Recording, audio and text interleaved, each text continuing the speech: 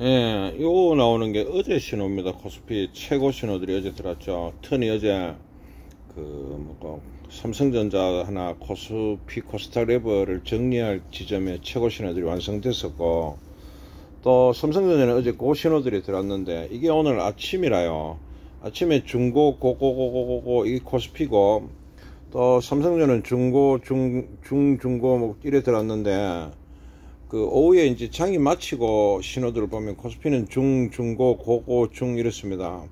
그래서 아직 저점에 들어가지는 않았지만 최고점 신호에서는 좀 완화된 신호들을 보이고 있고, 삼성전자도 저 중고 저 뭐 이런 식의 신호들이 지금 발생하고 있습니다. 그래서 고점 신호에서는 일부 벗어나고 있는 그런 지점입니다. 예, 요 뒤로는 안 들으셔도 됩니다. 친하신 분이나 뭐 관심 있는 분 한번 보이소. 이제 턴이 어제 이제 뜬금없이 월요일, 그러니까 요거를 한번 정리를 하면 이야기를 해볼 테니까 한번 잘 들어보세요. 주식을 하려면 원유가에 대해서 모르면 주식을 하고 있는 게 아닙니다. 그러니까 원유 가격하고 주식하고를 관련성을 이해를 못하거나, 아직까지 원유의 흐름이 주식의 어떤 방향을 결정한다는 데 대해서 이해를 못하면 그건 아직 초짜죠. 초보라는 겁니다. 원유는 데미지를 주식한테 굉장히 많이 주는 경우들이 많습니다. 실제로 어떤 시스템 위기가 말고는 특히 우리나라 주식에 영향을 많이 주는 게 원유가라요. 그래서 이거에 대한 생각들을 많이 하시고, 원유에 대해서, 그러니까 원유 가격에 대해서 예민 안 하면 주식을 아예 잘 모르시는 겁니다. 그러니까 채권과 환율과, 그게 주식과 굉장히 관련이 많다고 예전부터 제가 말씀을 드리죠. 그러고 중요한 게 원유 가격이라는 거지. 원유 가격이 움직이면 주식에 영향을 주는 겁니다. 그게 중요한 문제에 속한다 이 말입니다. 그래서 월요일 날 제가 토요일 일요일 날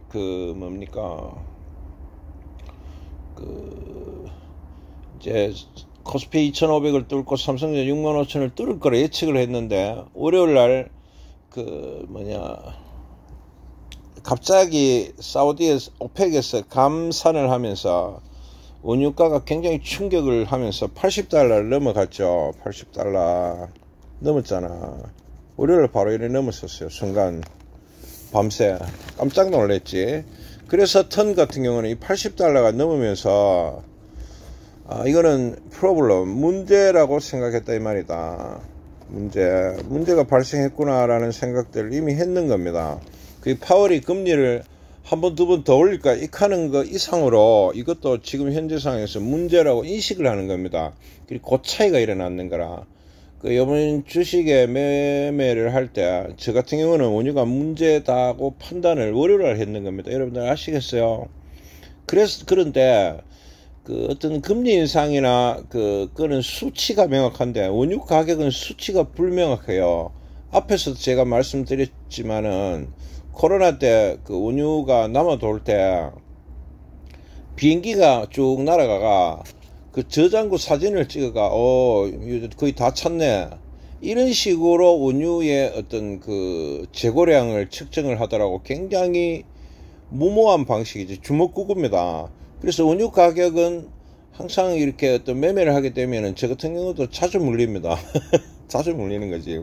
어디로 가는지 모르는 거지. 데이터도 별로 없습니다. 그러니까 굉장히 돌발적인 상황이단 말이다, 원유가. 이까지 됩니까? 그런데 보통은 수요 공급의 법칙에 의해 갖고 원유가 뭐 부족해졌거나 많아졌거나 이렇게 하는데, 이번 경우는 좀 달라요. 사우디의 임금인지 그분이 주도를 하실 거잖아. 혁명을 일으키는 분이거든. 트럼프만큼이나 거친 사람이라고 저는 그렇게 생각을 하고 있거든. 일종의 사자가 나타났다고 제가 월요일날 판단했는 거라요. 그런데 이 원유 가격은 수치가 명확 안 하단 말이다. 재고가 실제로 얼마나 줄어드는지 그런 걸 잘 모르기 때문에, 예를 들어서 미국의 실업률이나 뭐 이런 거는 수치로 탁탁 콤마 얼마까지 나오죠. 근데 원유에 대해서는 사실 재고가 얼마 늘어났다 해도 굉장히 늦게 반영됩니다. 그래서 늦게 반영이 되기 때문에 임팩트 자체가 그 순간 일어나지는 않았지만, 저는 이제 그 운유가 문제가 된다는 생각들을 하고 있었고, 월요일날 이미. 그러고 제가 그 정도로 생각을 하면은 똑똑한 사람이 세상에 얼마나 많겠어요. 그래서 그래 생각하는 사람들이 꽤 된다라고 생각을 했습니다. 그래 되면 인플레이션 문제로 인하여 그 금리 인상이나 기타 문제가 많이 일어날 소지가 있는 거라. 그래 꼭 된다는 아닌데, 그래 되면 주식은 제한이 될 거라 받는 거라요. 그게 월요일날 제 입장이라요. 그런데 화수, 오늘이 무슨 요일이고 오늘 목요일이죠. 화수로 가면서 점점 그거에 대한 이제 좀 긴가민가 싶었지만은 그래 애매했기 때문에 장에서 벗어나 있었는 겁니다. 그러다가 그 수요일날에는 이거는 진짜 모르겠다, 영향이 어떻게 될지는 모른다는 판단하에서 주식을 과감하게 정리했는 겁니다. 그래서 한 달간 샀던 삼성전자를 5%만 남고 팔았던 거나, 또는 코스닥 레버나 또 삼성전자, 코스피 레버들을 정리했던 게 이 개시가 월요일날 아침부터 시작했는 겁니다. 그리고 오늘은 이제 제가 틀렸을 수도 있죠. 그러면 이제 장에 참여를 하려 했는데 오전장이 역시 나쁘더라. 별로 뭐 힘이 폭락은 아니지만 힘이 나빴기 때문에 또 미뤘습니다. 언제로? 오후장으로 한번 가보자. 오후엔 더 빠져 뿌는 기라. 그래서 오늘 살 수 있는 기회들이 없었는 겁니다. 이렇게 이제 정리가 되는 겁니다. 그래서 제가 월화에 뭐라 합니까? 모르면 축소한다. 굳이 이거를 들고 뭐 언제 얼마가 갈 거야 그럴 필요 없다 했는 거지. 보이 태연님하고 잘 따라했네. 제 제자도 그러니까 어제 싹 다 정리했다 하더라고. 태연님도 어젠가 아래 다 정리를 했다 하더라고. 감이 좋으신가라. 그래야면 돈 벌지 뭐 왜 돈 벌겠어요. 고점에서 정리하고 다시 그 돈으로 저점에서 사는데 주식을 해가 어떻게 돈을 잃겠습니까? 이해되시죠? 주식 투자는 이래 하는 겁니다. 그리고 구독자분들이나 제자도 잘 따라오는 분들은 결국 돈 벌겠지, 그렇게 생각하고 있습니다. 그 다음에 구독자분 중에 한 분하고 아까 낮에 제가 통화를 했어요. 그래 이분이 주식을 접었는 줄 알았는데 지금 안 그렇더라고. 그럼 내가 그분한테 한 말씀을 드렸더니 내용이 이렇습니다. 주식하니까 잘 안 되시죠? 라고 말하니까 보통 이래 이야기를 드리면 나는 잘하고 있어 이렇게 부는데, 그럼 저랑 더 이상 할 이야기가 없는데 잘 안 된다는 걸 본인이 인정을 하시다 보니까 작년부터 했던 많은 기법들이 안 통하고 있다는 것들 인정을 하고, 그 다음에 턴이 어제 예를 들어서 다 팔고 나니까 오늘 갖다 박아보잖아. 신기하지 않으시냐고 물으니까 신기하다 그랬다고. 그래서 내가 돈 구하라 말씀드렸어요. 굳이 뭐하러 본인이 직접 하시냐고, 저하고 같이 하자고 하니까 오케이 그랬구네. 오케이 하시네. 그 구체적인 방법들은 이야기해봐야 되겠지만 오케이 사인이 떨어졌는데, 그러면 따라오시면 돼요. 제가 이제 어떤 방향들이나 그거에 대해서 뭐 전화나 문자로 뭐 답을 뭐 하면 돼. 그래 하면 되는 거라. 근데 본인이 어떤 기법들을 이제 공부를 한다. 근데 오늘 그렇게 해서 막 골아프게 공부를 하시냐고. 저를 못 따라오실 거라고. 제가 했는 시간과 지금 한 2, 3년간 했는 시간은 짧잖아, 그죠? 잘나오면 뭐 시간 다 주고 뿌겠지. 굳이 뭐하러 그래 하시냐 라고 하니까 그것도 수긍을 하시네. 그래서 돈을 왕창, 그래 요런 수긍이 중요해. 본인이 하면 잘 안 된다는 거를 이해를 못하기 때문에 계속 기법들을 배우려고 들거든. 배워봐도 잘 안 됩니다. 그래서 어제의 이번 주에 제 예측들은 말은 쉬운데 어제 제가 딱 팔고 나니까 오늘 바로 바꿔보잖아. 물론 틀릴 수도 있었어요. 그런 능력들이 그냥 생기는 건 아니죠. 그래서 그 구독자분은 어떤 방향을 한번 만들어 봅시다. 뭐 의했던 간에 의됐던 간에. 그러고 제가 그러니까 본인이 인정을 하는 게 중요한 건 거라. 내가 지금 하기엔 좀 무리하구나 라는 걸 인정하시는 게 중요해. 그 이야기를 제가 무한반복을 해드리도 나는 잘하고 있어 이렇게 보니까네. 그럼 뭐 턴이 할 수 있는 게 없죠. 그러면 이제 제가 나설 수 있는 지점이 발생했습니다. 본인이 좀 한계를 느낀다는 걸 인정을 먼저 해야 돼. 인정을 안 하니까 제가 뭐 방법이 없었는 거라요.